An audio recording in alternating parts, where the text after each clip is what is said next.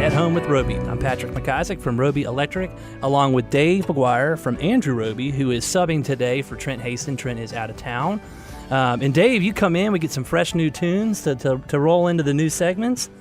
Did you bring those with you? I did. They're in my back pocket. Got to keep it fresh. You carry one of those MP3 players around? Walkman. Well, a Walkman.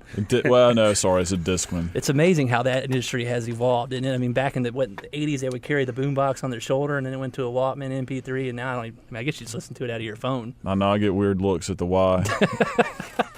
Well, Dave McGuire is filling in. Trent Haston is out this week, and our guest is Mike Waite. And if you missed the first couple of segments, go back and grab our podcast.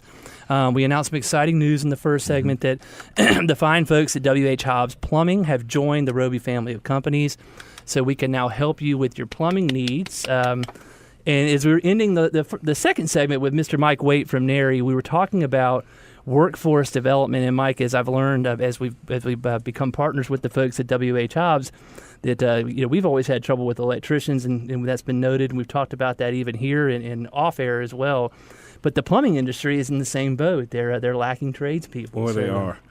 Yeah, and you're right. And it's a national, I'll go ahead and use the word epidemic. Coast to coast, border to border, the number one issue facing most of the skilled trades is there's not a new generation of tradespeople entering the industry. And the average age is right around 54 right now.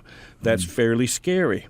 There's not this new generation that wants to crawl under houses, get on roofs, turn a pipe wrench, etc. And it's probably our biggest obstacle is to show this next generation that there are opportunities, and we're talking about career opportunities, not just jobs, career opportunities that can lead to business ownership and putting people to work. Good, solid, honest, and honorable livings. So that's the other thing I mentioned earlier, that the industry doesn't have a great reputation. Now, that's just in business practice as an industry and reputation, but also as a career path, it doesn't have the best reputation. And it's an unfair reputation that it carries, because I think I'm in a studio with some very accomplished professionals here that are replacing very accomplished professionals that are doing something else. But people that I admire, and that any junior high, high school, college student, or post-college student should aspire to be like, around, or with. Mm-hmm. Well, and usually on this show, I mean, Trent does a great job and always gives a very sound business lesson. We call it the business lesson of the day. And for a young entrepreneur out there, or somebody that's interested in entrepreneurship, the business lesson of the day is find something that people don't want to do and do it well. And so there's a tremendous opportunity not only to become a tradesperson, but if that's what your bailiwick is and you want to get into business for yourself, I mean, starting at a trade might be a very good way to find a niche market that could ultimately provide success. Yeah, absolutely. But we have to get out of that. Well, if you can't go to college, get into the trades or the services. Mm-hmm. And it's not an either or. There are plenty of college-educated, I'm in the room with some here, college-educated professionals that got into the trades at post-college. I mean, go around your office. You've got people with accounting degrees and marketing degrees in economics, et cetera.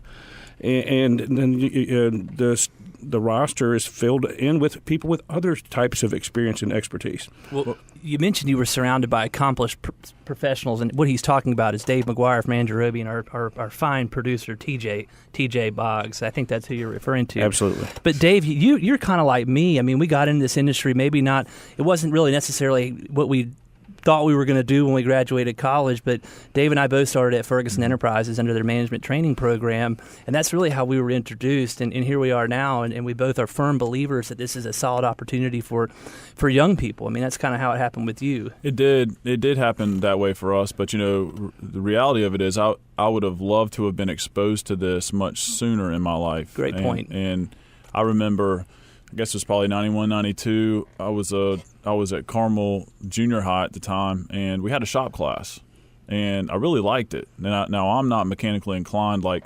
the vast majority of our folks at Andrew Roby, but it was really cool. And then I went to high school, and there wasn't anything there that represented the trades or woodworking or anything like that with construction. Then I went off to college and majored in management. And I just by chance found a company at Ferguson that had a career path where they could, for management and sales, and came up through that. But, the issue is that we talk about people not understanding, not knowing it, the reputation. They're not exposed to it. Right? That's right. You don't see it. It's not encouraged, and I'm not sure that our administrators and teachers out there truly understand the industry and the potential that it has, and the fact that, gosh, listen, you can farm out, accounting, you can farm out financial, you can farm out lots of things. Marketing, sure. Look at manufacturing and see how that's changed, right? The innovation in those industries. But the truth is, hey, when you need your house built or fixed, or you need your roof fixed, or your toilet swapped out, there's no robots coming in there and doing that. That means those are jobs, and they're well-paid jobs for folks. So we're just trying to get the word out, and that's part of this workforce development that we're talking about. So one of the programs that we're getting into right now is the Boy Scouts of America has an exploring program, and this is the career development program that they offer to scouts age 14 to 21. And by the way, the demographics in this were really eye-opening. 58% of the participants are female. And so we are now going to be the skilled trades exploring post in this, for this district, the Charlotte-Mecklenburg district. And I'm really excited about that. We're going to kick this off in October. It goes through the spring.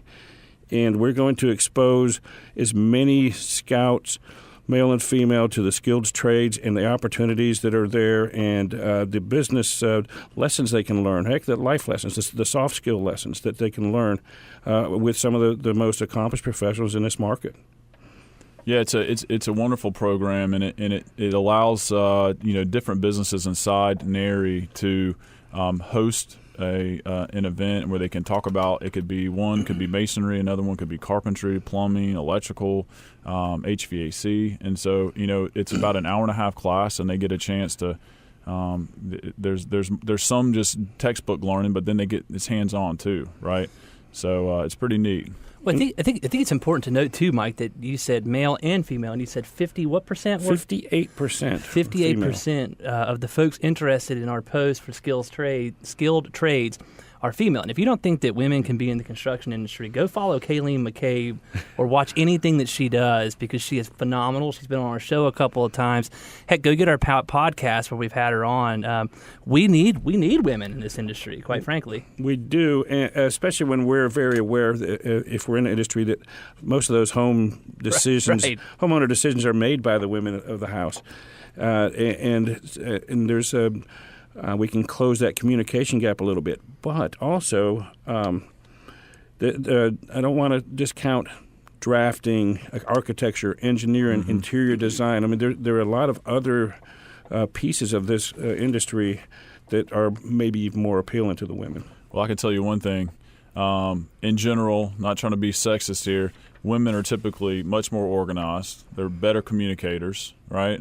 And in our industry, communication and organization is number one and number 1A.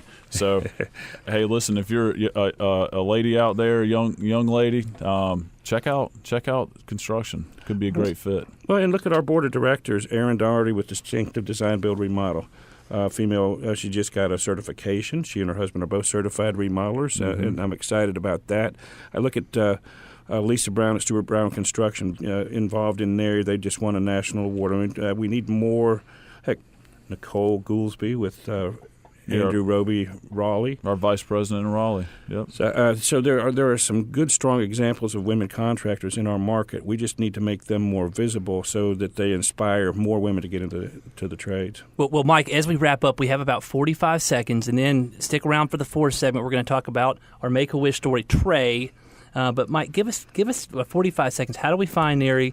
How do we find you? And what's coming up big over the next couple months for the chapter? Okay, well, start at www.NARICharlotte.com. That's NARICharlotte.com. NARI Charlotte is continuous.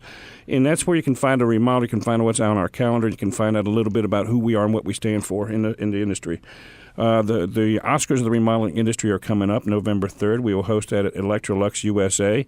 We will recognize 45 remodeling categories, and some of the best work in the country is happening right here in our market.